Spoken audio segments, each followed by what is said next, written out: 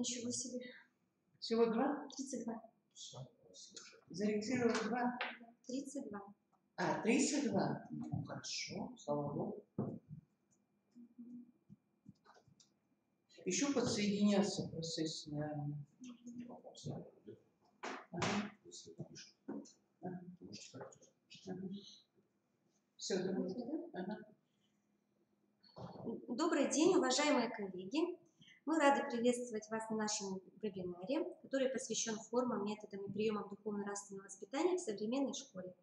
И разрешите представиться, меня зовут Ванда Светлана Попова, являюсь методистом Центра развития общего образования, социализации и воспитания личности. Также со мной сегодня будет преподавать, информировать на вебинаре наш сотрудник Мищенко Нина Михайловна, также методист Центра развития общего образования, социализации и воспитания личности. В продолжение моего выступления она вас познакомит с теми же приемами духовно-нравственного воспитания, но в том объеме, в котором необходимо для того, чтобы воспринять их на уровне практического применения. И разрешите, после того, как я представилась, знакомить вас с определением воспитания, каким же образом мы его сегодня, как трактует его закон, и как мы, педагоги, методисты, сегодня видим этот процесс, который требует определенных усилий. И воспитание – это деятельность, прежде всего. Мы должны понимать, что воспитание сегодня, в том числе и духовно-нравственное, это прежде всего организация деятельности учащихся. И направлена эта деятельность на развитие личности. О развитии личности сегодня тоже очень много говорится в федеральных образовательных стандартах, концепции духовно-нравственного воспитания и развития личности гражданина России во всех стратегических для системы воспитания документах. И в данном случае мы обращаем ваше внимание на то, что необходимо создать условия для самоопределения и социализации обучающихся на основе социокультурных, духовно-нравственных ценностей, принятых в обществе правил, норм поведения в интересах человека, семьи, общества и государства. Вот такое определение, можно сказать, емкое, понятное, достаточно масштабное и конструктивное, по которому мы можем определяться именно в понятиях и понимать, что сегодня требуется от нас, как от педагогов. Концепция духовно-нравственного воспитания и развития личности гражданина наверняка каждый из вас уже знаком, и в этой концепции тоже обозначены те приоритетные ценности, которые должны быть в основе воспитательной деятельности. И духовно-нравственное воспитание, конечно же, невозможно без организации взаимодействия с семьей, потому что именно семья, она является нашим союзником, партнером, который обеспечивает также условия для принятия, осознания этих ценностей. Семья ни в коем случае не должна сегодня отстраняться от воспитания, и учитель также, возможно, с тем инструментарием более грамотно может также помочь родителям в отношении и просветительской деятельности, в отношении воспитательных каких-то аспектов. Вот. Очень важно сегодня определиться с личностными результатами воспитательной деятельности, потому что это основной компонент результативности. Личностные результаты обеспечивают ценностно-смысловую ориентацию учащихся. Что это означает? Это умение соотносить поступки с событиями, с принятыми этическими принципами, с моральными нормами, умение ориентироваться в ситуациях нравственного выбора, который очень часто стоит перед детьми, и также уметь соотносить понятия и уметь их ранжировать. В данном случае, конечно же, личностные результаты, они представлены вот этим тезисом. Если мы рассматриваем именно программу духовно-нравственного воспитания или же программу воспитания и социализации личности, конечно же, там мы ориентируемся на достаточно серьезные концептуальные позиции. Здесь мы более кратко определяемся с понятиями. И поскольку наша сегодняшняя тема посвящена именно методам воспитания, то мы подразумеваем, что методы воспитания – это прежде всего формирование моральных чувств, нравственного самосознания. Ну и, соответственно, потом уже мы можем говорить о выработке навыков определенных и привычек поведения. Естественно, качества личности, они закладываются природой, и мы не можем говорить о том, что мы вот именно будем формировать определенные качества личности. Это процесс очень сложный, трудоемкий, многогранный, он происходит на протяжении всей жизни. А вот наша задача – это все-таки формирование сознательности, именно моральных чувств, принятие вот тех норм, правил поведения. И, соответственно, результат он тоже направлен на формирование мотивации и тех установок, которые ребенок для себя принимает как личность. Это очень тоже важный результативный аспект. К методам духовно-нравственного воспитания относится нравственное просвещение. Мы сегодня вот с Ниной Михайловной очень много наших методических рекомендаций как раз посвящено формированию кинолекториев, как одна из форм нравственного просвещения. Это и, конечно же, работа с текстом нравственного содержания. И также очень важно именно организовать ту деятельность, которой ребенок будет наполняться его душа. То есть он будет вовлечен в различные виды деятельности, трудовую, общественно-полезную, художественно-творческую. Это может быть и выставочная, и спортивно-оздоровительная, и познавательная, и по социальному проектированию ребенок может быть вовлечен в деятельность. И все это будет связано с духовно-нравственными ориентирами, потому что любая деятельность, она не может быть в отрыве от духовно-нравственных ценностей. И вот очень важно, чтобы мы это не разделяли, а именно соединяли в единый целостный процесс. Это очень важно. На сегодняшний день имеется много различных классификаций методов воспитания. Мы в данном выступлении все-таки предлагаем разработку Щукиной, которая выделяет методы в интересах формирования детей духовно-нравственных взглядов и убеждений. Это прежде всего методы формирования сознания личности. Конечно, если бы сегодня наша тема была расширена, если бы мы говорили о методиках, технологиях, мы бы, конечно, вспомнили бы этический диалог по Шамшуриной, мы бы, конечно, и мастерские ценностных ориентаций сегодня бы тоже осветили этот вопрос, но наша задача сегодня очень узкая, поэтому мы сегодня пытаемся все-таки рассмотреть именно такие основополагающие моменты концептуальные, и здесь второй пункт, который к методам относится, это все-таки организация самостоятельности в различных видах деятельности, а это к ним относятся эвристические и исследовательские методы. Исследовательская деятельность, она сегодня очень актуальна в рамках федеральных государственных образовательных стандартов. И, естественно, здесь через исследовательскую деятельность ребенок учится осваивать и другие виды деятельности. Так, например, анализ объектов, синтез, классификация, установление причинно-следственных связей, различные доказательства, выдвижение гипотез и их обоснование. Эта деятельность, можно сказать, она абстрагирована от духовно-нравственного воспитания, но тем не менее в духовно-нравственном воспитании не может быть ничего такого, как сказать, кусочного. То есть все должно быть целостным. И никакая познавательная, преобразовательная деятельность, она не может отделяться от личности самого человека, от самого ребенка. И во всех сферах он должен быть целостной личностью. И поэтому в том числе и познавательная деятельность, она является компонентом духовно-нравственного воспитания. Формами просвещения учащихся являются, вы, наверное, о них уже достаточно проинформированы, это обычно общепринятые формы, это беседы, диспуты, это рефераты, оформление рефератов, презентации, моделирование обучающих ситуаций, викторины, игры, в том числе веб-квесты. Квесты – это, конечно, приключенческая игра, один из основных жанров игр путешествий, требующих от участников решения умственных задач, принятия решения для прохождения игры, деловые игры, имитационные игры и самые разные другие ситуации, которые помогают ребенку сориентироваться, как бы он поступил в конкретной жизненной ситуации. В рамках практических занятий также вот на этом слайде отражены и другие формы работы. К общепринятым приемам работы с учащимися на занятиях относятся такие приемы, как мнемотехника, она относится к технологии социокультурного тренинга, также ресурсный круг, наверное, о нем я немножечко попозже скажу более подробно, прием дерева трудных вопросов, работа с текстом притчи, работа с мультфильмом, работа с произведением искусства, работа по ранжированию ценностей, метод, вернее, прием проблематизации, и мы его по-другому еще называем методом моральных дилемм. Но в данном конкретном контексте он рассматривается очень узко, именно как прием. Работа со словом, незаконченные предложения, мозговой штурм, бортовой журнал, дискретное чтение, знаю, узнал, хочу знать. Эти приемы вам известны по технологии развития критического мышления. Ну и много других, наверное, приемов, достаточно общедоступных, известных, можно было бы в этот перечень включить.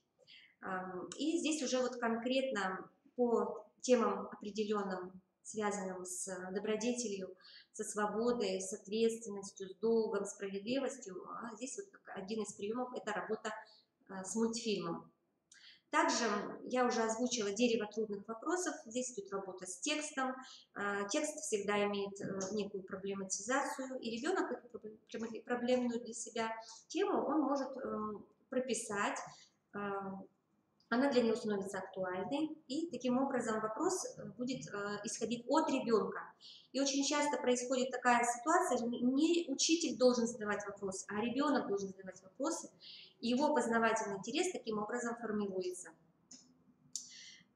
Что касается работы с произведением искусства, естественно, очень много картин, которые ребенок может осваивать в процессе именно эстетического направления деятельности, в духовном аспекте. И работа строится по картине, соответственно, по определенной методике, а прием он таким является очевидным, локальным. То есть любая картина – это тоже текст, который должен быть прочитан и который определяется через некую проблему. В данном случае работа идет над содержанием картины, произведения искусства, и здесь также мы выводим на мысль, какова же все-таки основная идея этого произведения, кто автор является этой картины, как бы мы могли назвать эту картину.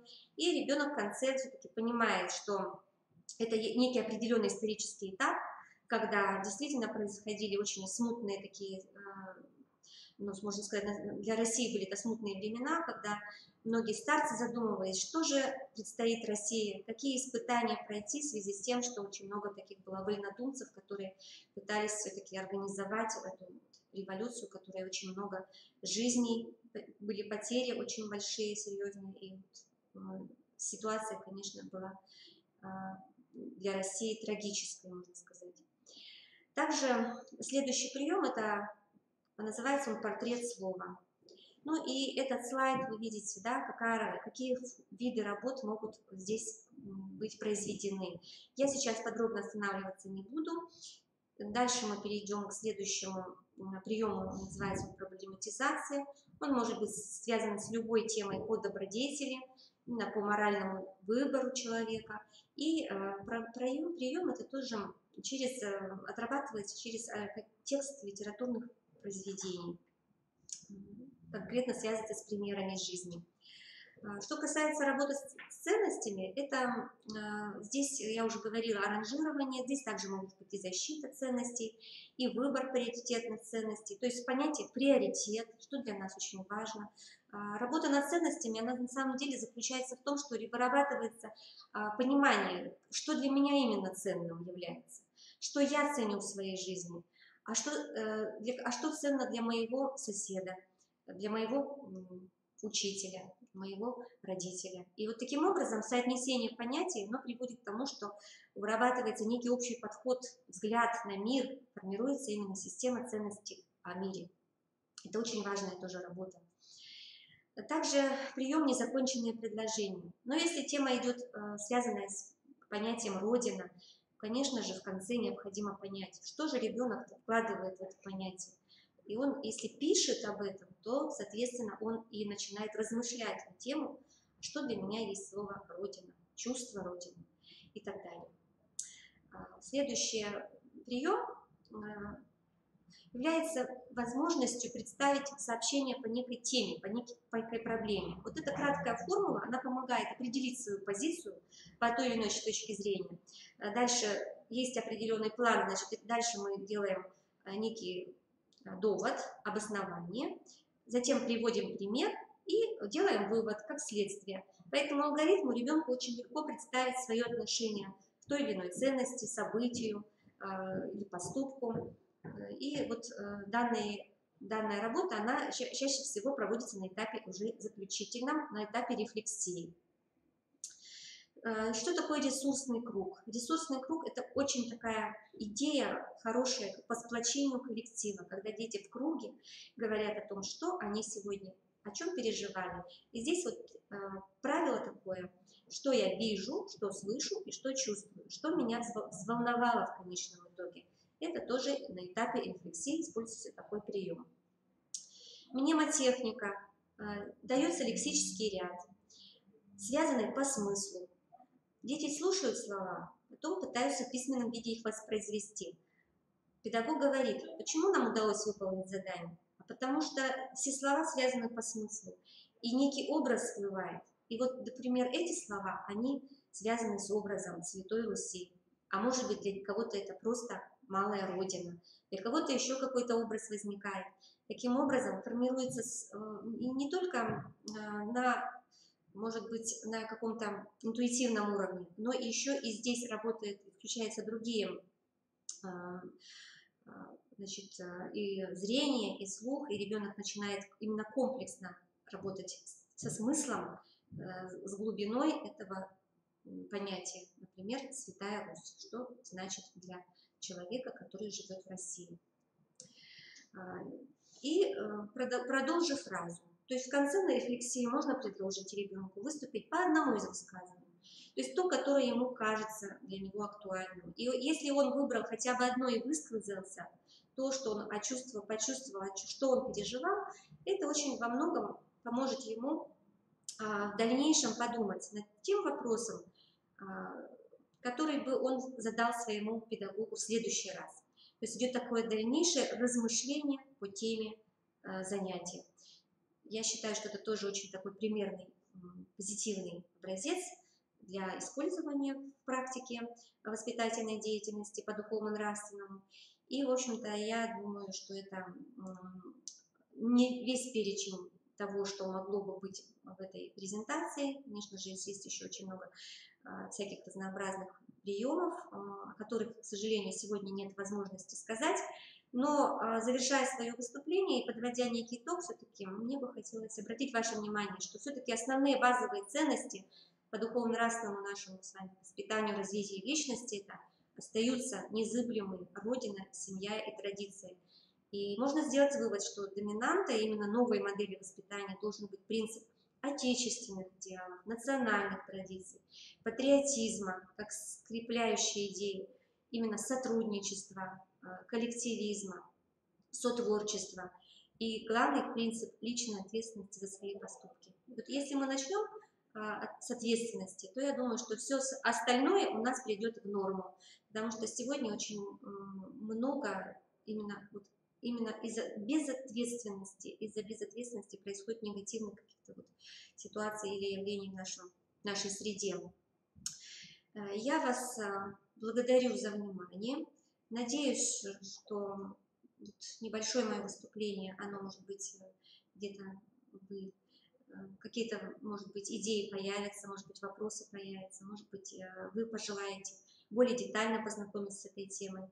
Если вопросов конкретных сейчас нет, то я бы, конечно, передала своему коллеге Нине Михайловне Мищенко, и она бы эту тему дальше продолжила и развивала. Благодарю за внимание. Спасибо, Ольга Сергеевна. Если там вопросы есть, ответьте, пожалуйста.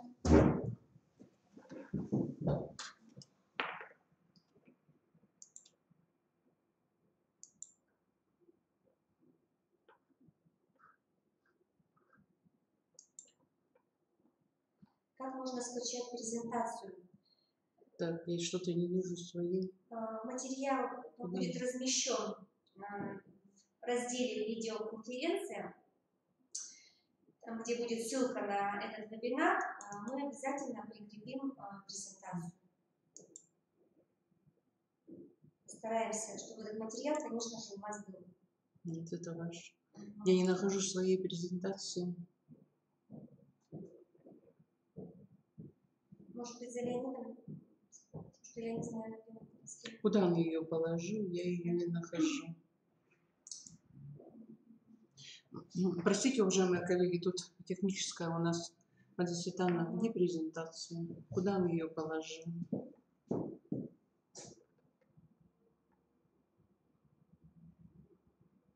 Это ваш. А может быть, тогда давайте снова я. Снова давайте. Мой метод.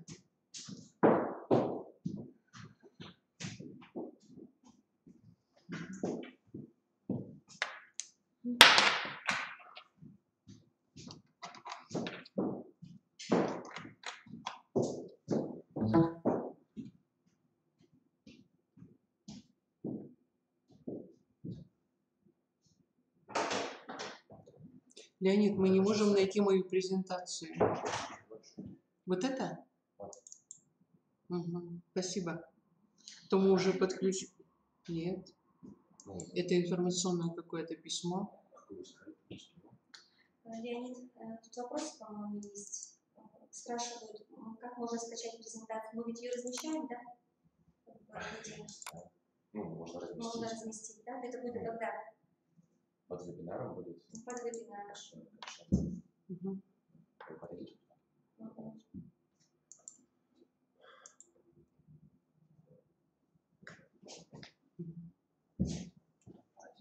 Все, ну что я уже. Угу.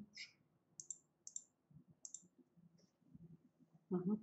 Спасибо.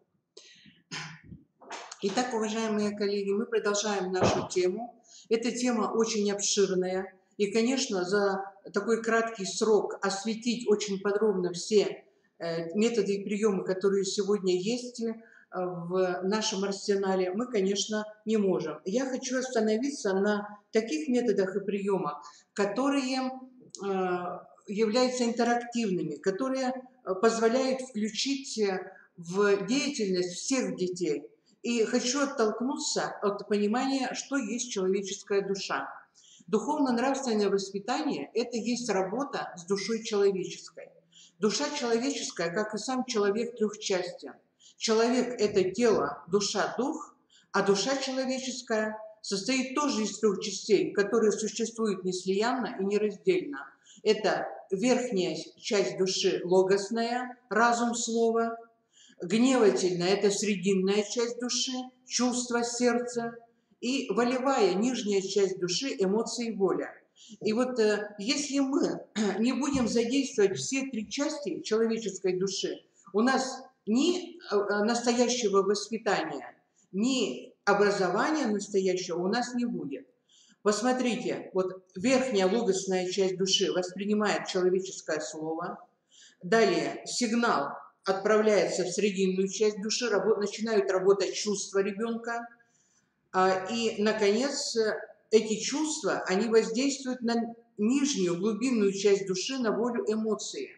Мотивация возникает ребенка к исследовательской деятельности, к творческой деятельности, к учебе. И далее выход идет обратно. Волевой толчок воздействует на чувства ребенка, на его желания.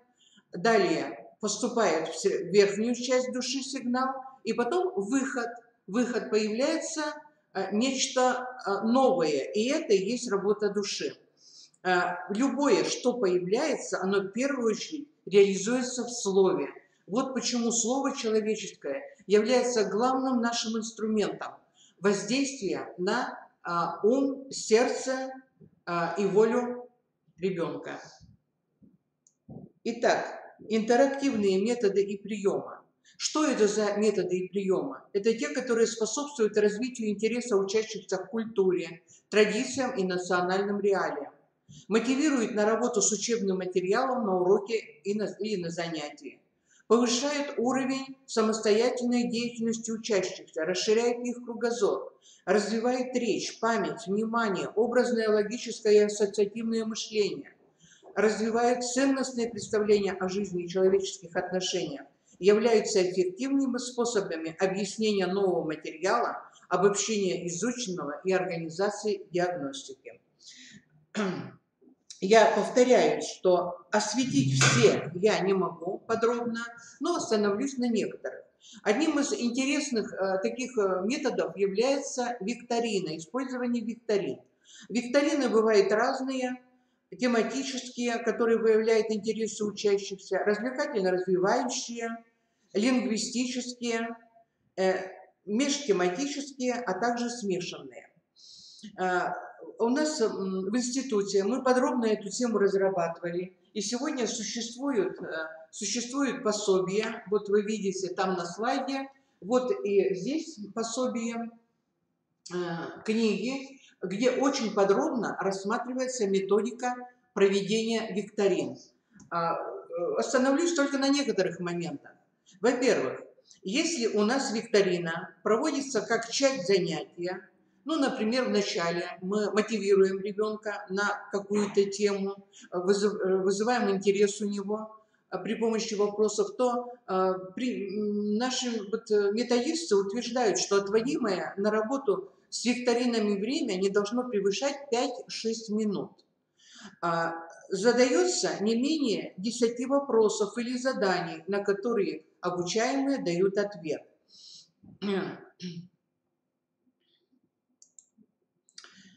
Викторина отличается от обычного опросника чем? Элементом соревнования и также обязательного оценивания индивидуального или группового.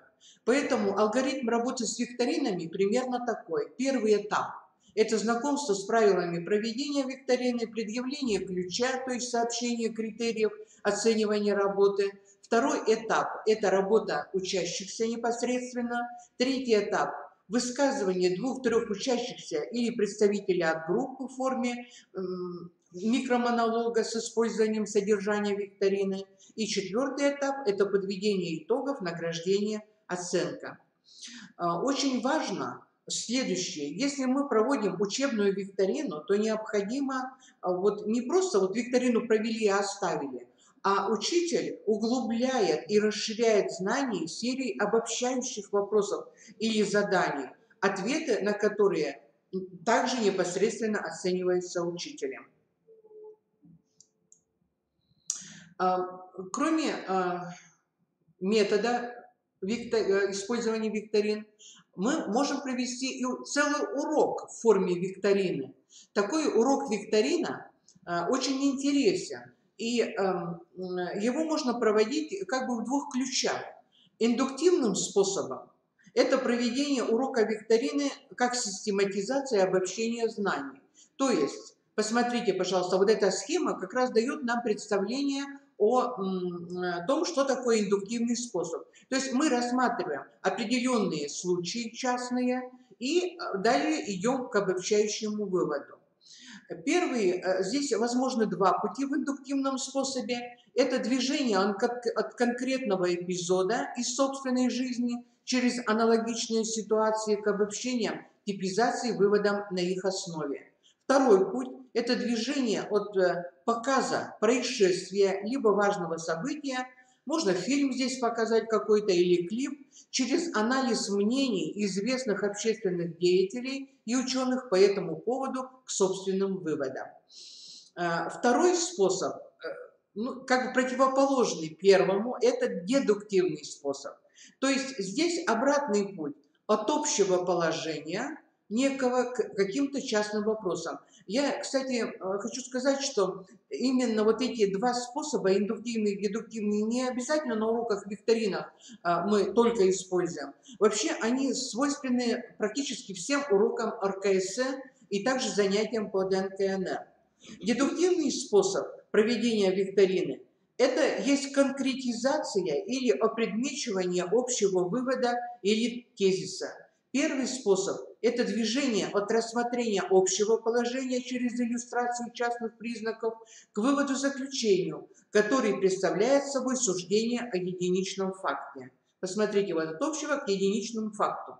Второй способ – это движение от постановки ложного суждения через приведение аргументов, раскрывающих противоречия в заявленном суждении, к формулировке тезиса. Я хочу привести пример такого урока викторины.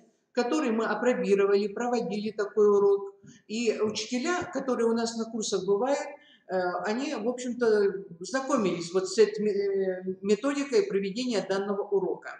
Данный урок мы проводим по модулю ОПК «Религия и культура». Ну вот представьте себе, детям 4 класса дать представление о взаимовлиянии и взаимодействии религии и культуры – это вопрос очень сложный. Почему? Потому что у них нет ни жизненного опыта, ни базы, знаниевой базы не имеется. Поэтому проводить такой урок в форме викторины, как игру-лотерею, еще добавочное здесь есть такое некое действие, игровой момент. Вот тема урока обозначена так: культура и религия – основа жизни. Но дети узнают эту тему в конце занятия. Почему? Они сами ее составляют вот по этим буквам. Посмотрите, ребенок, правильно и хорошо ответивший на вопрос, получает одну букву из темы урока и имеет право прикрепить ее в определенной последовательности на доску. И таким образом дети в конце урока складывают тему «Культура и религия». От чего мы отталкиваемся и каким способом проводится этот урок? Или первым, индуктивным, да, правильно я говорю, да, индуктивным, или вторым, дедуктивным.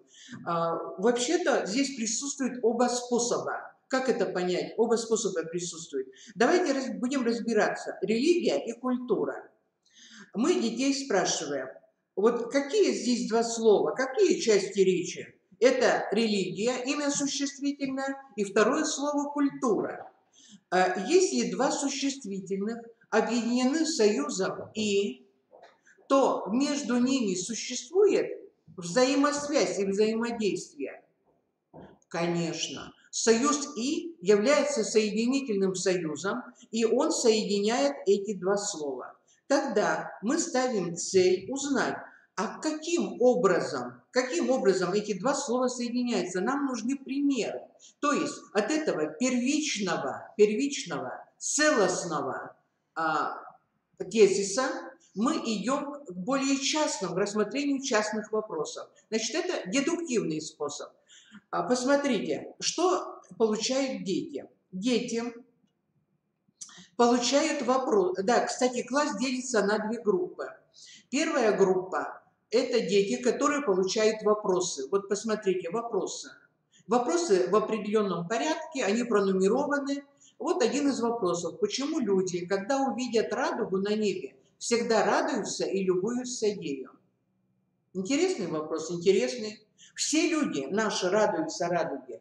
Все люди, я думаю, что и люди других национальностей тоже, да, радуются радуге. А почему? Она невольно вызывает в нас радость. А если мы вспомним еще маленьких детей и свое детство, то помните, наверное, такую очень интересную считалка, из детского фольклора. Радуга, дуга, не давай дождя, давай солнышко, колнышко. Когда дождь шел, мы радовались, прыгали, и вот эту присказку всегда говорили. Людей охватывает радость при виде радуги. Почему? Вторая часть детей, первая часть детей получает вопросы до урока. Они должны найти ответы и подготовить краткий, внятный и правильный ответ на тот вопрос, который им задан. Они с этим ответом на уроке выступают тоже в определенной очередности. Вторая часть детей получает ответы накануне урока, перед самым уроком. Они имеют возможность прочитать тот текст, который им дан, правильный ответ. И когда ребенок из первой группы отвечает на данный вопрос, то второй обязан очень внимательно следить по тексту за ответом, найти, что ответил этот товарищ по классу, что он не ответил. И если он сумеет сделать очень хорошее дополнение, он тоже получает высокую оценку. Почему? Потому что здесь включается аудирование, чтение и говорение. То есть все виды развития речи То есть такой вот обучающий такой прием, который мы используем, он, конечно, здесь в данном случае работает. И вот посмотрим еще на вопросы. Вопросов этих много, всем классу хватает вопросов. Почему, когда мы благодарим, говорим «спасибо»? Откуда такое слово произошло? И ответ на этот вопрос такой. «Спасибо» – это слово образовалось путем слияния двух слов «спаси Бог». «Спаси Бог». А фраза «спаси Бог» – это краткая молитва, которую каждый человек, наверное, даже некоторые неверующие в минуты трагических каких-то ситуаций, они произносят эту фразу. Итак, когда дети на все вопросы... Еще один вопрос, позвольте, сейчас покажу. Ну вот еще такой вопрос. Откуда наши имена? Почему мы носим такие имена? Откуда они? Об именах вопрос. Тоже интересный. Имя – это часть культуры, так же, как и предыдущие вопросы. Поэтому мы рассматриваем культурные реалии на очень конкретных, очень близких и понятных ребенку примерах. Когда мы это все рассмотрели, и когда мы составили тему урока, то прочитали эту тему урока, и мы подошли к какому этапу? Мы подошли к индукции. Почему? Потому что у нас с вами получилась новая мысль. Если первичная была еще очень слабая, очень, может быть, до конца и непонятно, просто соединены эти два понятия, два слова и соединены. А чем они являются? Культура и религия теснейшим образом связаны во всех сферах нашей жизни. Они являются основой нашей жизни. Вот такая главная мысль, с которой дети с этого урока уходят. Это тезис, который у нас образовался, уже вторичный тезис. Давайте посмотрим еще другие виды викторин. К ним относятся очень интересные, которые часто используются также учителями и литературы, и русского языка, и РКС. Это лингвистические викторины. Лингвистическая викторина – это пример работы со словом. Поэтому задание у лингвистических викторин примерно следующее. Совмести части высказывания в единую фразу, вставь слово, отгадай слово. Они могут сопровождаться словами для справки. Внизу я такой пример вам покажу. Или без них, а также могут быть и смешанными. Ну вот один вариант викторины «Ценный подарок». Задание следующее. Вставьте в предложение подходящие по смыслу слова. Возьми света, лучик, и направь его туда, где царит. Коллеги, какой у вас ответ? Естественно, мы понимаем, что данная фраза построена на антонимах, на словах, которые противоположны по смыслу. И здесь мы вставляем слово «тьма». Ну, далее можете прочитать. Возьми улыбку и подари ее тому, кто в ней так нуждается. Кстати, каждая из этих фраз имеет свою воспитательную функцию. Мы знаем, что слово, оно образует человека. Слово уже является действием. Все эти фразы очень добрые, прекрасные, очень нужные нам в жизни. Все они воспитывают в ребенке добро. Возьми надежду и поддержи ею того, кто уже начал ее терять. Кстати, у детей могут быть и другие слова, и это тоже очень интересно. И мы должны не говорить, что ты неправильно ответил этому ребенку, а его похвалить за то, что у него свое видение, и то, что он вот думает, глубоко думает над тем, что он читает. Эта же самая викторина может быть обратной. Посмотрите. В таких темах, как духовная жизнь человека, милосердие, христианские ценности, это вариант второй. Здесь пропущены первые слова, а оставлены те, которые в конце, которые мы вставляли в первом варианте. Возьми слово. Здесь уже слова для справки, потому что данное задание, оно труднее, чем первый вариант. Вот из этих дети могут выбрать. И они могут выбрать и не то, которое стоит в авторском варианте, тоже ничего страшного. Это все замечательно. Главное, что они думают, главное, что они отвечают. Одним из видов вот такого типа заданий, которые являются конкурсными викторина, вот конкурс. Один из конкурсов у нас тоже разработано много, и учителя, которые на курсах бывают, они получают эти материалы. Ну вот конкурс в теме Отечества. Укажи, какой флаг принадлежит Российской Федерации. Этот конкурс в форме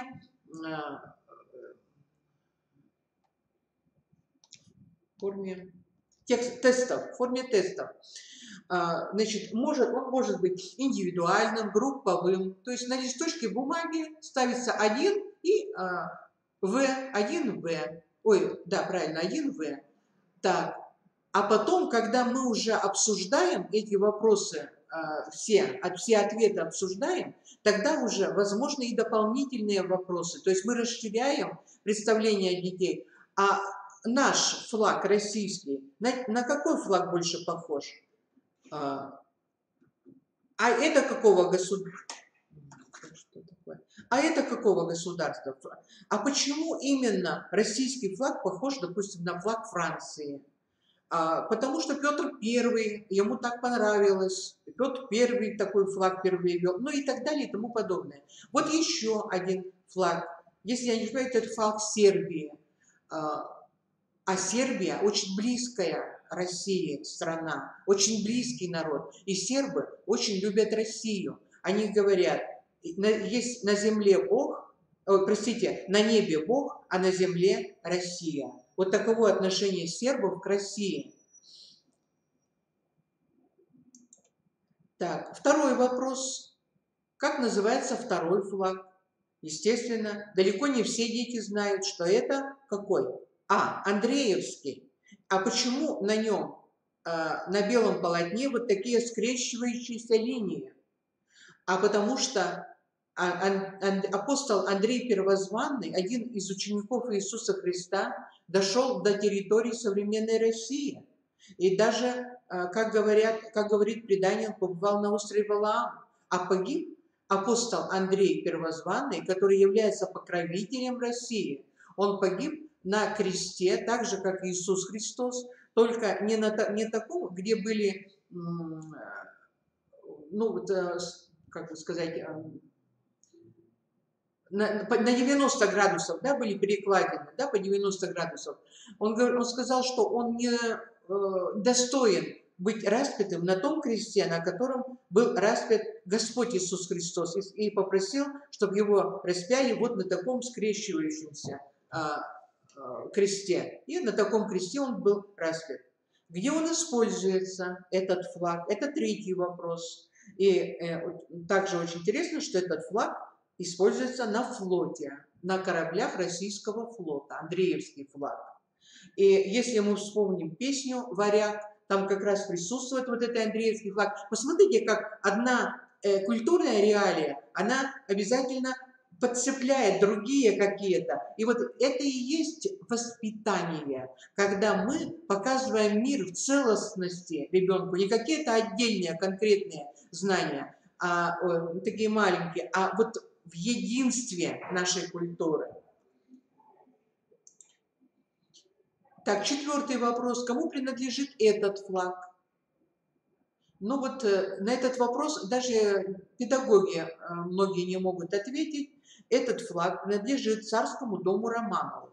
А на какой флаг он похож? Он похож на флаг Германии. А почему на флаг Германии цвета немецкого флага? Да потому что Царскому дому Романовых Германия дала кого? Она дала принцесс, которые становились русскими императрицами. Они воспитывали будущих наших императоров, государей, и воспитывали хорошо.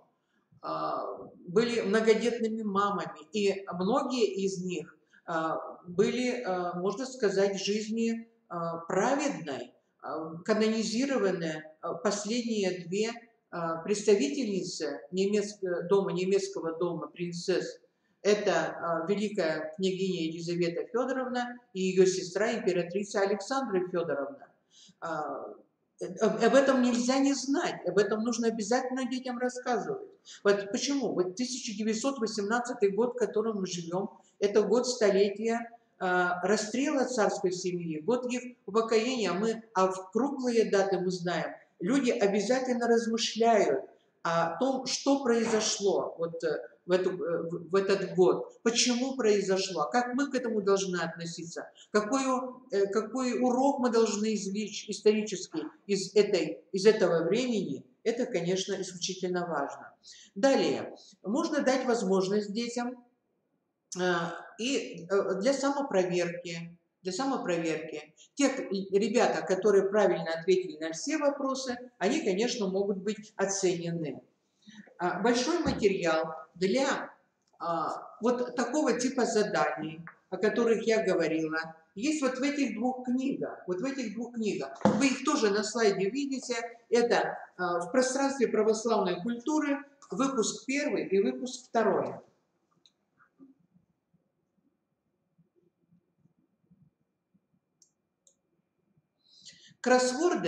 Кроссворды как прием, они тоже, кстати, педагоги часто используют кроссворды на уроках. И вот если мы посмотрим на этот кроссворд пасхальный, то мы можем использовать его в качестве на уроках основы православной культуры, религиозные праздники, праздник Пасхи в качестве на обобщающем этапе урока или как проверку, как диагностику того, что на уроке они усвоили и что не смогли усвоить. Но также этот кроссворд может быть использован и в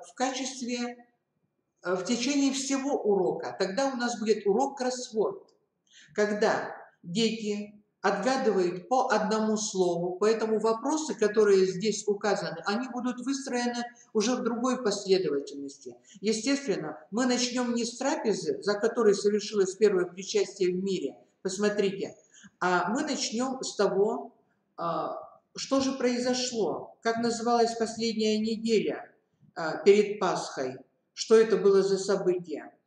И далее все события, которые произошли в Страстную Седмицу, распятие, воскресение Христа, вот в такой последовательности. И когда мы этот кроссворд заполним, у нас урок будет завершенным. Мы все события, одного из самых величайших событий человечества, это светлой Христовой Пасхи, дети усвоят через кроссворд, когда мы будем отгадывать вот эти слова.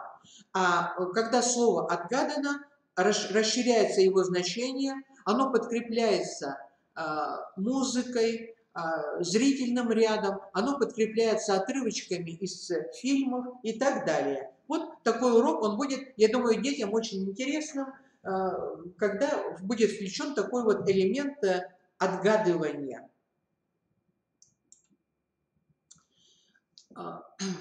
Отгадывание загадок тоже один из приемов. Загадки, так же как и пословицы, я думаю, должны присутствовать в наших уроках обязательно, потому что это есть народная мудрость, это есть наш фольклор, это наша традиция, поэтому нам нужно это все возвращать. Дети очень плохо стали знать фольклор, особенно не понимают пословицы русские. Отгадай, вот здесь загадка-притча, которую я рекомендую на уроке о семье. Традиционная семья, что она из себя представляет? Это семья, где есть хозяин, где есть глава семьи, это мужчина, муж, далее жена, помощница и дети. Задача мужа, мужчины, это добыча, это содержание семьи. Он должен работать, он должен всех обеспечить, он добытчик, он защитник. И вот как раз в этой притче, в такой занимательной форме и рассказывается о том, что делает глава, что делает муж. Ехал барин в гости, видит, мужик в поле усердно работает. Едет из гостей, опять того же мужика видит, а в полях больше никого, только один этот и остался. Заинтересовался барин и спрашивает мужика: «Скажи, зачем ты так усердно работаешь с утра до позднего вечера? Как не работать, барин? Отвечает мужик. И вот дальше следует загадка, которую нужно отгадать. Я двоим долг плачу, двоим в долг даю, двоим на ветер бросаю. В чем еще была особенность в традиционной семье? Ведь пенсии в то время не было, и стариков содержали дети, работоспособные дети. Поэтому вот этот мужчина, он содержит еще и своих отца с матерью. Он отдает им долг. Двоим долг даю. Это сыновья, которые его будут содержать. А кому на ветер-то бросают? И вот дальше это очень интересно. Когда дети узнают, что старик бросает, что мужик бросает на ветер дочерям, надо сказать, что лица у девочек становятся очень грустными, вытягиваются, и тогда их нужно утешить. Чем утешить? Им нужно рассказать, что девочка, уходя в другую семью, становилась кровной той семье. И в эту семью к мальчикам тоже приходили из другой семьи. И она собирала приданое. Вот разговор, что из себя составляло приданое, почему это приданое нужно было накопить и так далее. Это все детям очень интересно. А там, где есть в школах этнографические музеи, или можно этот урок провести и такое занятие провести и в муниципальном музее, там, где есть эти предметы обихода, это все становится детям понятным. Не только на уровне, ну как сказать, на уровне каких-то слов, но становится предметным. Оно запоминается, оно становится частью детей. Надо сказать, что притчи, я не буду останавливаться на методике работы с притчей, потому что это особый разговор, и если у вас будет заявочка такая, мы такое занятие проведем конкретно на примере притч, мы покажем различные методы и приемы работы с притчей, но есть книга, которая тоже у нас в институте имеется, притчи на уроках РКС, интерпретация текста как результат изучающего чтения. Вот что такое изучающее чтение, как работать с текстом, здесь очень подробно все описано. Уважаемые коллеги, кому из вас нужны те книги, которые я демонстрировала, я могу вам послать в электронном виде. Ваша только задача обратиться к нам по нашему адресу ЦВДКО ДНВ и высказать вашу просьбу. И мы вам эту книгу необходимую пошлем. Вот еще один пример работы со словом, с предложением. Продолжим начатые предложения. Я вот этот пример взяла из опыта работы Людмилы Васильевны Сергитовой из Объячевской школы, учитель начальных классов, которая у нас была победителем, является победителем конкурса за нравственный подвиг учителя. Людмила Васильевна проводила мастер-класс, где говорила о душе, что есть душа. И вот этот ее прием я здесь вам поместила. Если сердце цвет, то это... Валентина, что бы вы сказали? То это какой цвет? Красный. Я бы тоже так сказала. Если сердце это название фильма, то это... Интересный вопрос, да? Так, я бы, наверное, сказала чистое небо. Вот у меня почему-то такой образ, да? Если сердце настроение, то это... Радость. Вот тоже радость, да? Если сердце музыка, то это... Вот у меня почему-то возникает образ прощания славянки. Прощание славянки. Вот эта музыка прощания славянки. Если сердце животное, то это... И вопрос, и ответы самые разные ведь. А почему? Почему ребенок именно это назвал? Почему другой это? Надо сказать, что слова, которые здесь дети будут использовать, они ведь говорят о том, что в самом сердце ребенка, что в его душе существует. И не все скажут, что настроение – это радость. Другие скажут грусть, печаль, еще какие-то, может быть, трагедия. Вот об этом и нужно будет говорить. Ни один ответ ребенка не должен остаться без вашего внимания. Его нельзя отсекать. С ним нужно об этом говорить. Особенно с теми детьми, которые совершенно необычные ответы у них, не похожие на других. Ну, один из приемов является заочная экскурсия. Ванда Светановна говорила об этом приеме, называла его. Я вам хочу привести пример такой заочной экскурсии, которую можно провести в Дню славянской письменности и культуры. Такая экскурсия называется «Москва. Сердце славянского русского народа». Данный урок проводится на основе книги Софьи Федоровны Ивановой «Введение во храм слова». Вот эта книга, она перед вами здесь на слайде есть. Вот сама Софья Ивановна, к сожалению, 2 года тому назад она уже ушла из этой жизни, упокоилась. И мне очень понравились ее слова, которые она сказала и которые я здесь выписала. Главное увлечение моей жизни – школа. Никаких других хобби у меня никогда не было и нет. Только дети, которых я веду к Господу. Данная разработка имеется в книге, которая тоже у нас есть. Это лингвоэкологическое направление работы в современной школе, методическое пособие. Итак, в данной книге есть текст, из которого мы используем отрывочки. Какие отрывочки? Вы сейчас прекрасно поймете. Вот перед вами схема этой экскурсии, которую мы проходим. Значит, перед нами самое сердце Москвы. Посмотрите, вот, посмотрите, Кремль.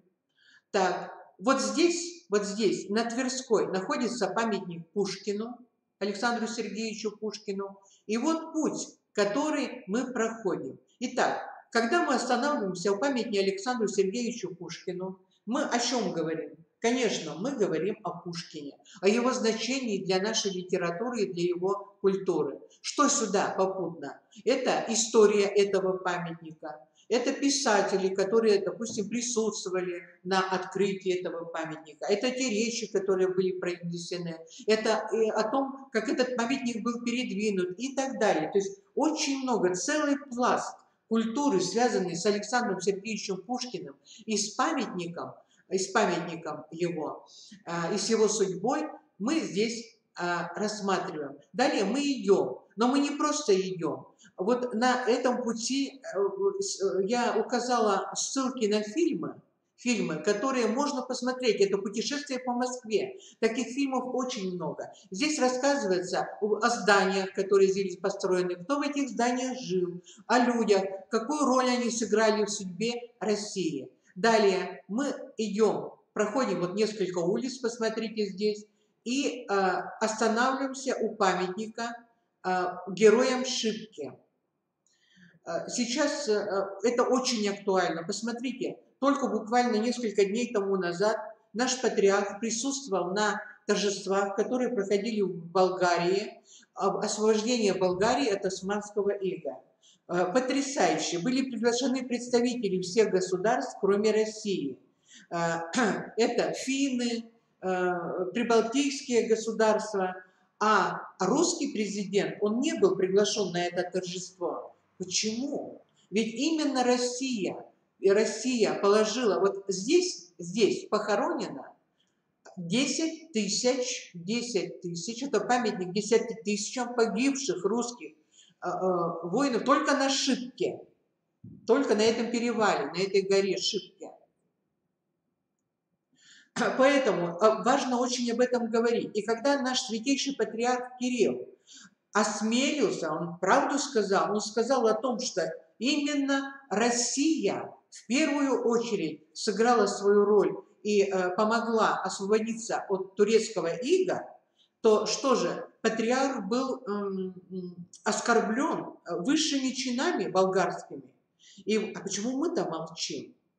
Это очень интересно, потому что мы ничего не знаем. Мы не знаем, очень плохо знаем историю своей страны. А детям нужно об этом говорить. Тогда им все будет понятно.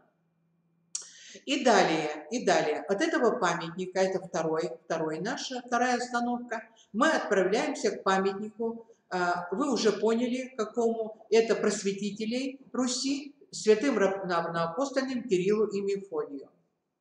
И также об этом памятнике, о святых, кто они и так далее. Вот такое путешествие с включением фильмов, отрывочков из фильмов, с отрывками. Посмотрите, 3 отрывка. Первый мы читаем по тексту. Не работает мышка, плохо работает. Ай. Посмотрите, что такое. Предложить книгу. Да. Значит, о памятнике Пушкина из книги Софьи Федоровны. Далее, ошибки и герои ошибки, о тех событиях, когда Россия пришла на помощь Болгарии, братскому народу, славянскому народу, православному народу. И третий отрывок, который мы используем из этой книги, вот посвященный святым равноапостольным Кириллу и Мефодию. И еще мы узнаем очень много о Москве, о нашей столице, о сердце нашей Родины, о том, что Москва – это сердце православное, вообще всех православных народов, всех славянских народов. Так, следующий прием, который мы используем, эксперимент. Об этом тоже создано методическое пособие. Вот оно перед вами. Посмотрите, эксперимент в науках РКСМ. Мы тоже вам его можем выслать, если вас заинтересует методика использования эксперимента. На уроках РКС ДНКНР эксперимент – это метод исследования духовно-нравственных основ человеческого бытия, приобретения, накапливания жизненного и житейского опыта поведения, общения, самовоспитания. Главным в этом приеме, эксперименте является перенос, то есть метафора. Что такое метафора? Метафора – это вообще-то литературный прием, языковой литературный прием, когда свойства одного предмета переносятся на другой предмет. Предмет не называется, но мы узнаем этот предмет по тому, который определен в метафоре. Перенос особенностей физического процесса. Значит, мы наблюдаем некий физический процесс на явление духовно-нравственного порядка. Он подкрепляется как опытом других людей. Это работа с высказыванием, пословицей, стихотворением. То есть мы дополняем вот этими приемами метод эксперимента, а также и жизненными наблюдениями детей. Чтобы вам было... ничего, позднее я покажу. Значит, эксперимент бывает физический и мысленный.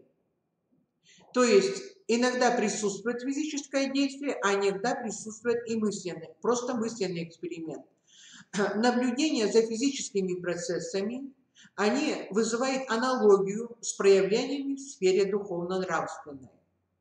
И далее, чем подкрепляется, тоже мы здесь видим. Это примеры из жизни, литературы, высказывания, пословицы, научные исследования и так далее. А сейчас непосредственно примеры эксперимента. Да, еще хочу сказать о том, что эксперимент как метод, он используется в точных науках, физике, химии, и эксперимент, который используется на уроках тех предметов, он, конечно, отличается от эксперимента на уроках РКС и ДНКНР. Вот чем отличается, я не знаю, стоит ли об этом говорить, наверное, прочитают сами, да?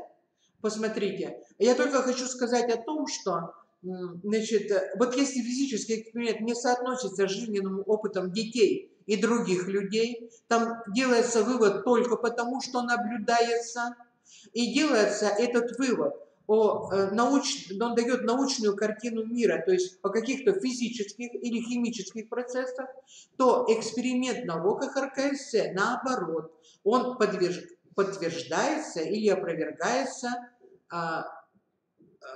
вот другими реалиями. И результатом такого эксперимента является философское обобщение, нравственные правила, духовный закон, представление о котором формируется по ассоциации. А сейчас примеры. Итак, пример. Водостана, будьте добры, мне дайте. Вот это, да? Так, итак, перед вами, посмотрите, уважаемые коллеги, еще второй. И вилочку, да? Перед вами 2 стакана воды, прозрачной, чистой воды. Я их ставлю перед собой. Так, и перед вами еще находится один сосуд, в котором находится некая темная жидкость. Так, что мы делаем? Мы делаем физическое действие.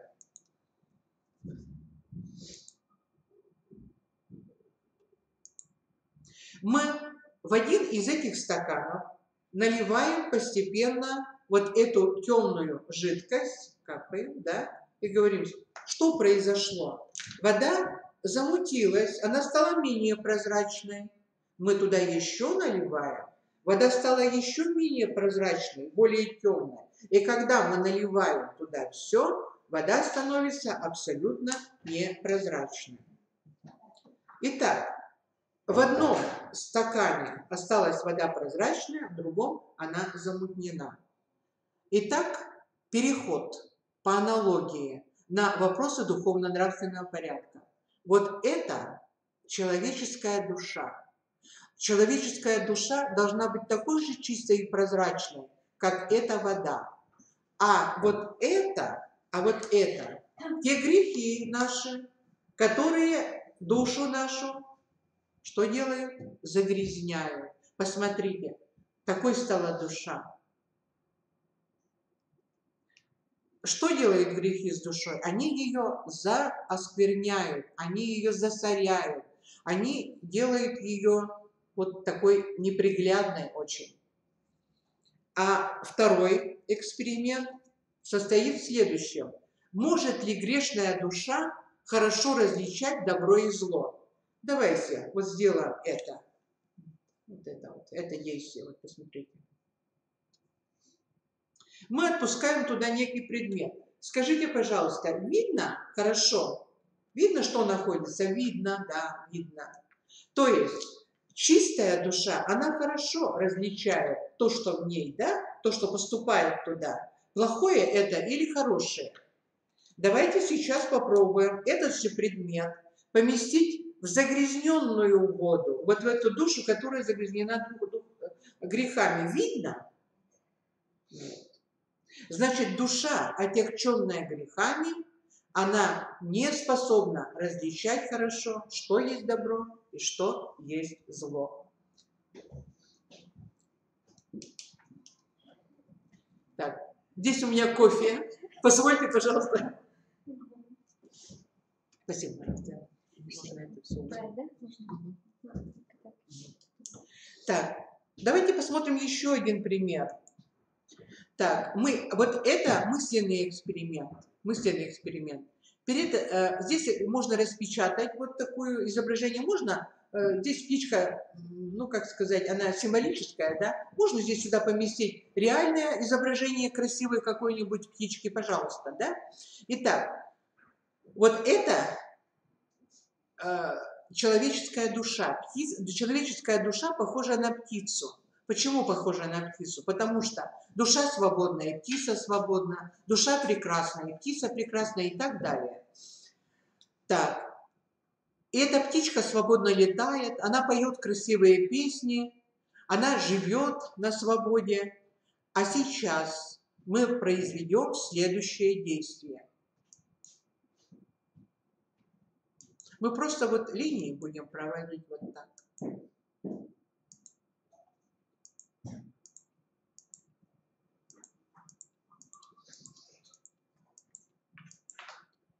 Что же у нас получилось? У нас получилась птичка в клетке. Давайте будем размышлять. Вот это мысленный эксперимент. Значит, птичка была на свободе и попала в клетку. Что с ней произойдет? Она может перестать пить. Она уже не будет свободной. Она может заболеть, она даже умереть может и так далее. Так вот, эти все линии, которые мы нарисовали, это наши грехи. Наши грехи. Воздействие грехов на душу следующее. Они делают душу несвободной. Не материальные блага, не социальные какие-то условия не делают человека несвободным. Человек рожден с богоданным чувством свободы. И только грехи закабаляют человека. только грехи, ничто другое. Вот это потрясающая мысль. Тогда давайте будем искать выход. Что сделать, чтобы освободить душу? Нам нужно убрать вот эти все линии, и тогда птичка снова будет на свободе. Ну, хорошо сказать убрать. А как убрать? Как убрать? И дальше будем говорить. Дети говорят, что если сделал плохой поступок, нужно об этом рассказать, и тогда становится на душе легче. Нужно покаяться, нужно постараться, если плохое какое-то совершил, нужно исправить это, совершить хороший поступок. То есть дети много чего говорят. Значит, ну, мы знаем, что наша религия, православие наше, говорит о том, что нужно исповедь и причастие. И именно причастие является самым мощным лекарством от грехов. Оно освобождает совершенно человеческую душу от грехов, если будет покаяние искреннее и глубокое. Итак,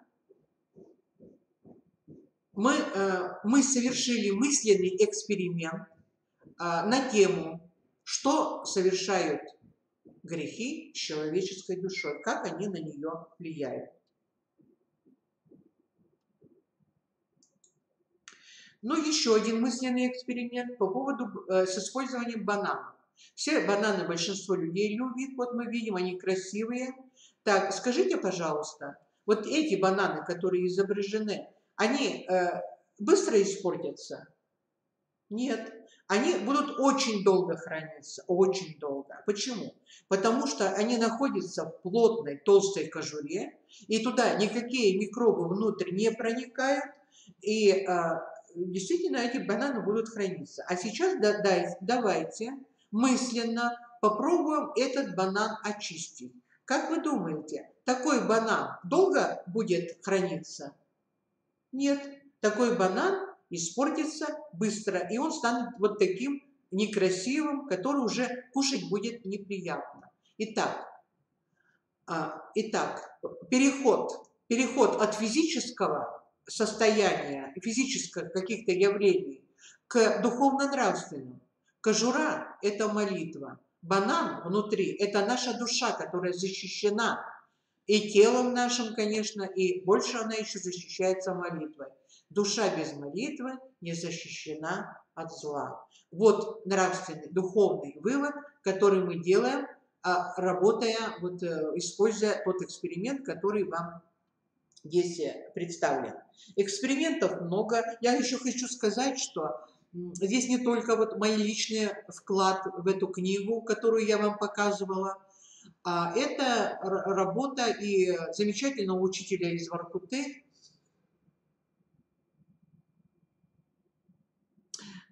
Книгу получите, там увидите.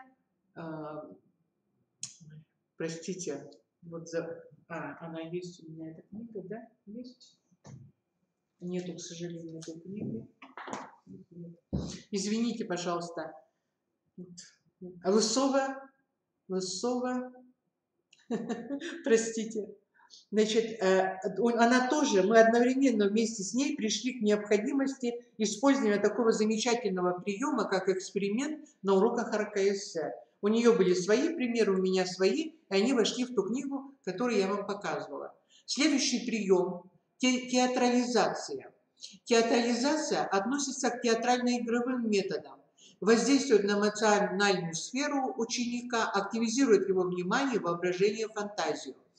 Элементы театрализации выделяются 4. Это инсценирование, то есть, но об инсценировании мы еще будем говорить, то есть это получение пьесы, сценки, то есть драматургического произведения. Это режиссерская деятельность, актерская деятельность, оформительская деятельность. И в конце, уже как завершающий этап, это выступление, постановка на сцене. Вот здесь книга, у нас очень много театральных, различных театрализаций. Рождество в дошкольном образовательном учреждении, здесь вы найдете много примеров как раз вот театрализации. Кстати, это не обязательно в детском саду использовать, вот эти разработки можно использовать и в начальной школе.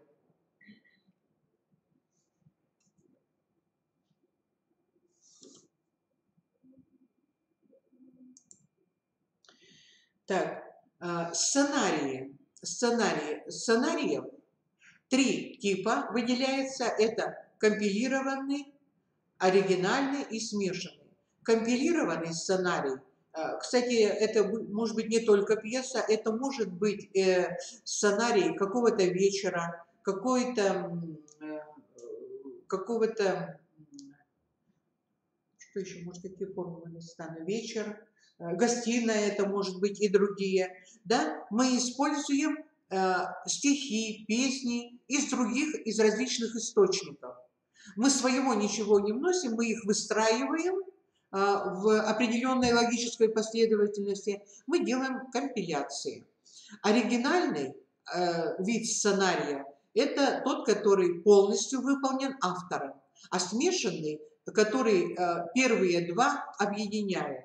Ну вот здесь книга «Душа обязана трудиться», «Душа обязана трудиться». Здесь тоже много сценариев, есть смешанные, есть оригинальные. Эта книга была переиздана, она вот еще в таком исполнении. Есть «Душа обязана трудиться». И здесь вы найдете очень интересные разработки различных вечеров. Здесь есть пьесы к различным праздникам. Вот эта книга будет входить, как и многие другие, которые я вам показала, в большой очень сборник. В первой книге, это будет первая книга, там добавлены будут сценарии к гражданским праздникам. Здесь они есть, но их немного. А вот та книга, которая выйдет, монографический сборник, первая книга, там будут еще добавлены гражданские праздники. Итак, мы рассмотрим с вами театрализацию на примере басни Ивана Андреевича Крылова «Демьянова уха». Посмотрите, пожалуйста, эта басня очень интересная. Ее можно использовать и в модуле «Светская этика», также в НКНР. Прежде чем приступить к театрализации данной басни, нужно ее, конечно, прочитать, обсудить и желательно выучить наизусть. Это все на уроках литературы изучается. Далее, когда мы поступаем к театрализации, нам нужно выяснить, кто герои, где происходит действие, как выглядела русская изба для того, чтобы создать декорации, как одевались люди, каковы правила гостеприимства. То есть, понимаете, вот эти вопросы, связанные с театрализацией, они очень значительно расширяют круг вопросов, знания детей расширяют, требуется к тому, что они уже говорили на уроках литературы о басне Демьянова уха. Это какова роль была хозяина в доме или хозяйки, с чего начинается действие, это уже непосредственно работа по басне. Действие начинается с того, что гость Демьянов Фока уже съел несколько тарелок ухи, он уже сыт и хозяин. И вот на этой иллюстрации мы видим, и как одевались люди, видите, они нам помогают понять, какова роль хозяйки, которая угощает, она за столом не сидит, она угощает. И посмотрите, они наелись уже очень плотно. Но уха еще есть, вон целый чугун этой ухи. Действие начинается именно с этого. Фока уже сыт. В чем комизм данной истории? Как это передать? Какими средствами? Какие действия есть у одного героя, у Демьяна, и у героя Фоки? А в чем серьезный урок этой басни? Какие черты Фоки и Демьяна должны показать актеры, которые будут исполнять эти роли? У меня был такой опыт, когда я работала учителем литературы. Это было очень интересно. Был такой страшный шум на уроке. Почему? Потому что все дети были режиссерами. И они подсказывали актерам, двум мальчикам и девочке, что нужно было делать. То есть раз пропустили, второй раз, это же самый третий раз. То есть вот эти пропуски самого содержания, они были похожи на репетиции, которые обычно проводятся в театре. Дети были очень активны, но, конечно, шум является недостатком, то есть вот такая неорганизованность. Она учителя обычно раздражает. Итак, далее уже, когда репетиции прошли, то происходит уже заключительная театральная постановка. Ее можно много раз показать и учителям начальной школы, и в детском саду, и также на родительском собрании. Так, что-то у меня потерялось.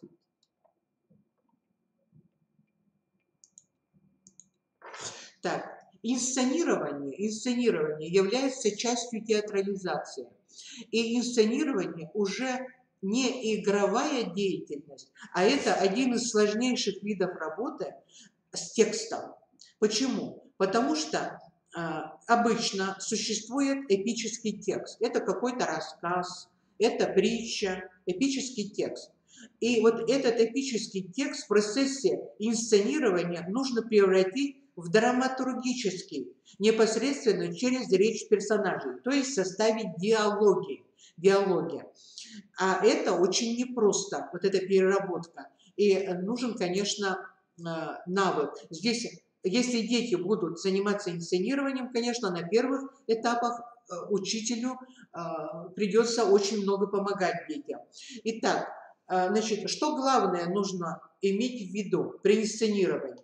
Значит, при инсценировании нужно обязательно иметь в виду непрерывность и живость действия, чтобы действие не затягивалось и не шло очень быстро, и оно должно быть непрерывным. И второе – это создание образов и характеров. Через что? Через индивидуализированную речь персонажей. Правила инсценирования здесь даются. Я, наверное, тоже уже время, наверное, много, да? Значит, поэтому я не буду их зачитывать. Я просто вас отправляю к книге, которая тоже есть. Я могу вам ее дать заинтересованным людям. Инсценирование как эффективный прием работы с текстом на уроках РКС и во внеурочной работе. Примером инсценирования уж позвольте, вот я готовилась долго, я вам покажу, вы не устали. Значит, я хочу вам использовать небольшую пьеску из книги «Надейся, веруй и люби» Лиса и Тетерев. Это она самая маленькая, поэтому я ее выбрала. Итак, два действующих лица. Был маленький рассказ, похожий на басню, а получилась пьеса. Итак, Тетерев на дереве, а лиса, она еще не пришла. Итак, Тетерев. Я Тетерев, мой дом зеленый лес. Как хорошо, как радостно, как весело окрест. Тра-ля-ля, тра-ля-ля. Листочки, украшения родному деревцу. А мне такие перышки, как раз совсем к лицу. Лиса. Здравствуйте, деревочек, мой дружочек, как услышала твой голосочек, так и пришла тебя проведать. Спасибо на добром слове. Что? Что говоришь, не слышу? Ты бы, тетеревочек, мой дружочек, сошел на травушку погулять, поговорить со мной, а то с дерева я тебя не слышу. Боюсь на траву сходить, нам, птицам, опасно ходить по земле. Или ты меня боишься? Не тебя, как других зверей боюсь. Всякие звери бывают. Нет, мой дружочек, нынче указ объявлен, чтобы по всей земле мир был. Нынче уже звери друг друга не трогают. Тетерев, вот это хорошо. Вон, собаки бегут. Как бы по-старому тебе бы уходить надо, а тебе нечего бояться. Ой, спасите! Куда ты? Ведь нынче указ вышел, собаки тебя не тронут. Кто их знает? Может, они указа не слышали. Вот такое действие, его можно исполнить и использование вот таких фигур, да, вырезанных из бумаги, да, их можно использовать вот такие, которые на руку надеваются, да, самые даже фантастические, необычные, да, их можно использовать в качестве Чтение по ролям, дети сами читают. Можно их также, чтобы дети и сыграли. Любым способом, сколько у учителя есть времени, чтобы подготовить, все от этого будет зависеть. Так вот, после инсценирования, после вот этого инсценирования даются вопросы для обсуждения. Вот книга, она есть, она тоже была несколько раз переиздана. «Надейся, веры и любви». Здесь даются небольшие пьесы-миниатюры для детей разного возраста, как начальной школы, так и более старших классов, на самые различные темы. Если некогда готовить сценку, можно просто использовать чтение по ролям. Детям это тоже очень нравится. Так, и очень быстро. Работа с высказыванием. Даются различные задания. Вот эти задания есть. Я не буду на этом останавливаться, я просто вам приведу примеры. Вот, например, настоящий мужчина тот, кто любит только двух женщин. Свою мать и мать своих детей. Борис Васильев. Борис Васильев вам известен. Это очень замечательный писатель, один из самых крупных русских писателей 20 века. Его произведения не сходят с сцены театров, ставится и фильм, уже второй поставлен, «А зори здесь тихие». И очень заинтересовала меня одна вещь. Почему писатель Борис Васильев не говорит о любви мужчины, отца к дочерям? Вот как бы вы ответили на этот вопрос? Ванда Александровна, как бы вы ответили? Я, кстати, задумалась над этим вопросом перед тем, как... Вот мать и жена. А я нашла ответ на этот вопрос. Вы знаете, тоже в одной фразе. Значит, она звучит так. Отец, самое большее, что может сделать отец для своих детей, это любить их мать. Вот если мужчина любит свою жену, дочерям больше ничего не надо. Они воспитываются в любви. Они эту любовь уже получают. Это очень интересно. Это вот и для старшеклассников можно такие вопросы задавать. Или еще, например, вопрос. Тоже. Разрушить всегда легче, чем построить. Обидеть проще, чем простить. И врать всегда удобнее, чем поверить. А оттолкнуть намного проще, чем любить. Омар Хайям. Древний человек, который жил в древности, мудрейший человек, один из величайших людей, которые когда-либо жили в мире, да? И вот интересное его четверостишье. Так вот, у меня такая мысль появилась: выписать пары глаголов. Какие из них характеризуют нравственного человека? И у нас получается разрушить, обидеть, врать, оттолкнуть. И следующие глаголы: построить, простить, поверить, любить. Понятно? Второй вариант, да? А как назвать человека, который не имеет этих свойств? Тоже интересно. Вот размышления. Человек нравственный, какой безнравственный. На уроках по светской этике этот такой прием тоже можно использовать, работа с высказыванием. Или еще, например, все грехи мерзостны перед Богом, но мерзостнее всех гордость сердца. Многие гордость считают положительным качеством, а здесь называется самым мерзостным грехом, мерзостнее всех. Так вот, давайте задумаемся над таким вопросом. Какое слово повторяется в этой фразе дважды? А мы знаем, что литературный прием повтора, оно указывает на очень важное. Мы всегда, когда есть повтор, то мы на это всегда должны обращать внимание при анализе текста. Найдите к нему синонимы. О чем поведали нам синонимы этого слова, да, которые придумают дети. Так, задание. Здесь у нас какое? Задание, что ли? Так. Простите, задание, почему-то я здесь не указала. Задание такое. Значит, есть высказывание Исаака Сирина: нет греха непростительного, кроме греха нераскаянного. Исаак Сирин. И дальше даются пословицы. И нужно выбрать из этих пословиц ту, которая более всего подходит по смыслу к данному высказыванию. Так, сборник заданий проведения викторин, олимпиад, конкурсов по курсу «Основы православной культуры» для 4-11 классов. Такой сборник тоже есть.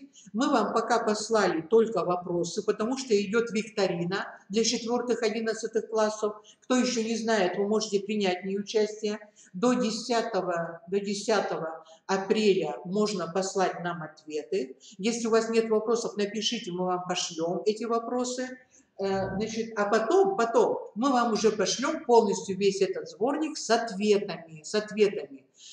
Кстати, вот такой сборник вопросов и ответов, кстати, эти вот сборники тоже также построены. Их можно будет использовать для подготовки и к урокам, и к различным конкурсам, викторинам, олимпиадам, потому что вопросов там очень много. И их можно использовать в качестве просвещения даже для себя. Вот, потому что если мы испытываем потребность в просвещении, то можно использовать. Еще один прием – слоганы.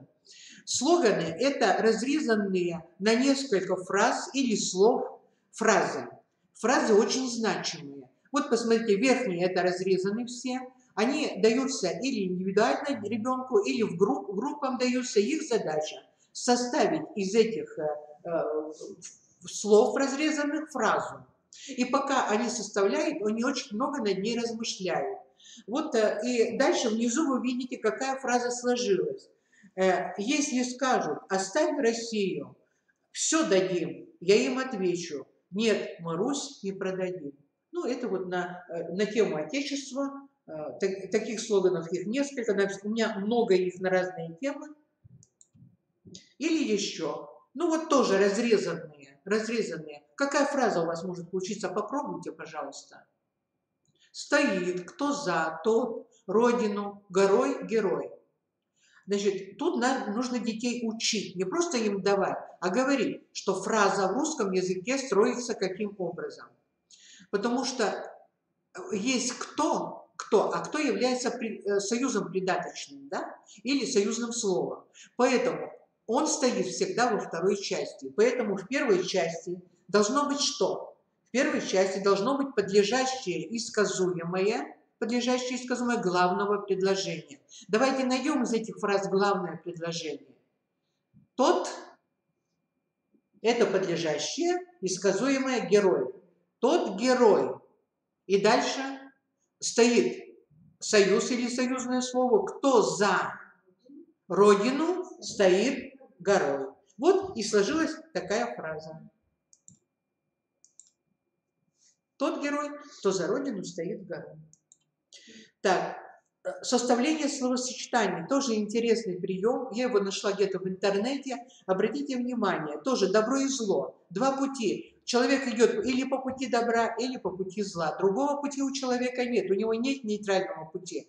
Посмотрите, если мы будем составлять словосочетания, вот отправляясь вперед, посмотрите, у нас будет путь добра. Это, например, люби жену, серебро отрини, отца почитай, ненавидь что? Блуд, да, и так далее. А если мы будем составлять вот так, то это у нас будет путь зла. Так, ищи добра и уклоняйся от зла, говорили святые отцы. Вот еще интересный прием – это сравнение высказываний или текстов. Перед вами 3 отрывка из гимна. Это гимн Беларуси, гимн России и гимн Украины.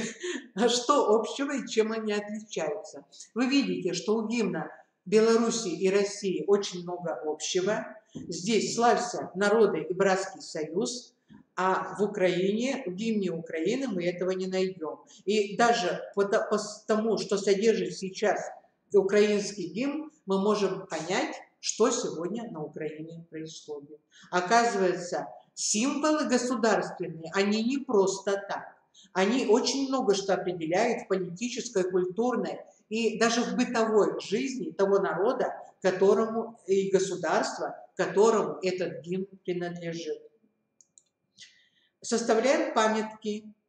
Памятки, как прием, могут быть использованы чаще всего в конце, когда дети уже все обсудили, и они начинают придумывать правила, как себя вести. Ну вот как избежать конфликтов, правила дружбы, правила вежливости. Так, следующий прием – это работа с иллюстрациями, работа с видеорядом. Это зрительным рядом. Это вот, например, такие задания. Рассмотри внимательно иллюстрации в данной презентации. Какова их тема? Определи по иллюстрациям тему урока, какой человеческий порог они характеризуют. Следующий не относится к этому, а следующий относится к другим заданиям. Так, давайте посмотрим просто. Вот один. Что мы видим? Кота, который видит себя в зеркале львом. Что мы видим? Обглоданное яблоко, которое видит целым. Человека в домашних тапках и в халате, который ощущает себя в зеркале, мы видим Наполеона. О чем они? Что они характеризуют? Это люди, у которых неадекватная самооценка. Это люди, которые оценивают себя значительно выше, чем они есть на самом деле. Так? Так. Значит, что свойственно таким людям, мы говорим. Потом мы переходим уже к мировой истории. Это строительство и разрушение Вавилонской башни. И потом уже к выводам. Рисовальных методов много. Я не буду на них останавливаться. Я просто приведу некоторые примеры. Посмотрите, это, например, раскраски. Вот обратите внимание, когда мы рассмотрели уже государственные символы России, сыграли в игру, конкурс провели, можно дать задание раскрасить герб России. Или, например, вот изучаем ангелов в основах православной культуры, пожалуйста, вот ангел. Какой это ангел? Почему это Михаил? Потому что меч у него, посмотрите. Именно архангел Михаил – это один из главных ангелов. А почему он главный? И так далее. Дальше мы раскручиваем эту тему. А когда мы это все рассказываем, дети в это время рассказывают. Вот раскраска, она как раз для этого и есть. Когда много звучит рассказа, учительского особенно, тогда дети отвлекаются. А чтобы они не отвлекались, их нужно занять. И мы занимаем их раскраской. Вот раскраска храма, пожалуйста. Вот раскраска эпизода из священной истории. Так, это использование схемы таблиц. Вот мы видим с вами схему, как работает грех человека, как он в него входит, что происходит с душой. Это борьба с помыслами. Посмотрите, вот какая-то плохая мысль появилась, она в человека вошла. Потом она ему удерживается, человек размышляет о ней, он начинает с ней разговаривать. Потом она его чем-то радует, это какая-то картинка возникает, и все. И тогда грех вошел в душу, он пленил душу. А следующий этап, грех переходит из души во все тело. Руки начинают действовать, ноги начинают действовать, взгляд и так далее. И происходит падение человека. Если грех вошел, он обязательно в человеке сработает. Это психология греха. И об этом мы не можем с ними не говорить. Если не будем говорить об этом, то зачем наш предмет? Или еще одна схема. Вот очень сложно детям понять, чем отличается верующий человек от человека неверующего. А вот эта схема помогает очень хорошо понять. Посмотрите, вот я, это человек, который смотрит на мир через Христа. Это какой человек? Это верующий, потому что он верует в Иисуса Христа, он знает, каким был Иисус Христос, и он стремится ему подражать. Поэтому он смотрит на Бога, на весь мир, на общество других людей через призму Иисуса Христа. То есть через священную историю, через Евангелие, там, где об Иисусе Христе рассказывается. И на себя он также смотрит. Он сравнивает себя с Иисусом Христом, и он понимает, каких у него много недостатков. Сейчас посмотрим на человека неверующего. Посмотрите, неверующий человек смотрит на все, на мир, Бога, общество и других людей через призму собственного «я». И на себя, и на Бога. Он может верить в Бога, может сказать, да Бога нет для меня, и действительно, он так относится к Богу. И на мир, то есть, а на мир, как он смотрит на мир? Да он начинает свои законы в этом мире диктовать, потому что я в первую очередь, и на других людей также точно. Вот чем и отличается. А? Через гордость. Совершенно правильно. И это и есть вот его собственное гордыня. И в конце личность постигает что? Трагедия. Работа с фотографией. Вот это интересно о старых членах семьи. Дорогие мои старики, у меня целая презентация с заданиями. Здесь используются фотографии. Много фотографий, которые раздаются группам по темам. Эти фотографии расположены, а дети делают какие-то определенные выводы, и мы потом рассматриваем полностью всю презентацию о стариках. Как нужно относиться к людям пожилого возраста. Или еще одна фотография. Это на тему милосердия. Вот здесь рассказывается о том, что один американский фотограф, очень талантливый фотограф Кевин Картер в Судане в 1994 году, там был голод страшный, сфотографировал мальчика, который, вот видите, там как-то полупустыня, что ли, или что-то такое. Значит, он ползет к людям, чтобы попросить еды и воды. И далее за ним наблюдает кто? Стервятник. А зачем он тут рядом с этим мальчиком? А звери и птицы хищные, они хорошо очень понимают, когда будет им пир, когда пойдет жертва. И мальчик этот всего скорее скоро умрет. И птица это очень хорошо чувствует. Вот мы, когда все это обсудили, ответили на первый и второй вопросы здесь поставленные, то на третий вопрос мы можем ответить, когда прочитаем конец этой истории. Надо сказать, что очень многие люди, честные люди, совестливые люди, они оценили вот эту фотографию, за которую он получил приз, очень большие деньги, они оценили так, между двумя стервятниками. То есть между каким стервятником? Тем, который на фотографии, и тем, который фотографировал. Судьба Кевина Картера была очень страшная. Он покончил жизнь самоубийством. Закономерен ли конец жизни Кевина Картера? Уже очень серьезный вопрос, на который, ну, тоже дети, наверное, по-разному ответят, но, тем не менее, он очень впечатляющий. Различные опросы. Например, вот этот опрос по теме Отечества. Просто поставить галочки там, где дети согласны. И мы очень многое получим. Это тест, по которому мы очень много можем узнать о личности детей. Работа с кинофильмом и мультфильмом. Ванда Светлана говорила вам. Книга у нас такая тоже имеется. Работа кинолекторий. Значит, я вам ее рекомендую использовать. Каким образом использовать фильм? Одновременно родителям и детям показывать с 1 по 11 класс одни и те же фильмы, то есть создать кинолекторий, такую системную работу провести, а потом обсуждать с детьми и с родителями. Мы создаем в семьях почву для взаимодействия, для общения, когда смотрят они один и тот же фильм. Программа в этой книге есть, кинолекторий разработан, методическое обеспечение есть.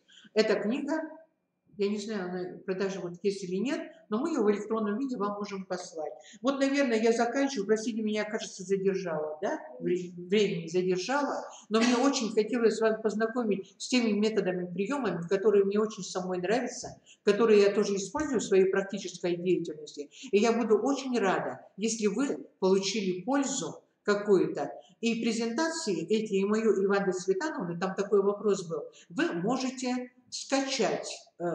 Можно уже обновить страничку, и вот моя презентация уже я поместила. Уже там есть, да? Поместилась, да? А мою вот скачают. Я еще хотела показать, что и другие книги есть, где тоже есть вот различные методы и приемы. Это книги уже Ванды Светлановны, над которыми она работала. Поэтому мы готовы вам отдать вот тот арсенал, который у нас есть, с удовольствием. Работайте. Мы желаем вам успехов в работе. Всего вам доброго. На этом я с вами прощаюсь. Спасибо. Вот если там вопросов не было, вы не смотрели? Я сейчас не смотрела, последние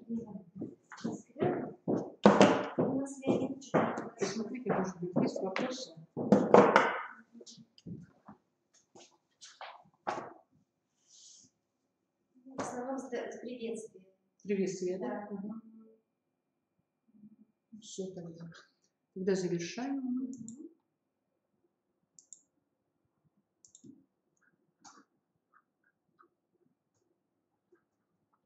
Мгм. Да, только